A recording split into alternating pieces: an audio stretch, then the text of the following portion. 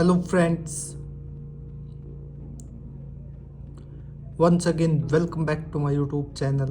I hope you all are doing well. So today we are going to learn how to write biodata.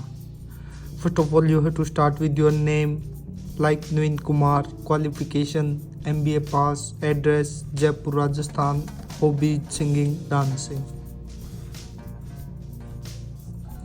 After you have to write about your career objective like to work in a reputed organization where I can utilize my knowledge and skills and contribute to the growth of the company while enhancing my own career prospects. After which you have to write personal details like name, qualification, address and hobbies, phone number, etc. At last you have to write declaration like I hereby declare that the above information is true to the best of my knowledge. Date and signature. Thanks for watching my video. Please like, share and subscribe. Thank you.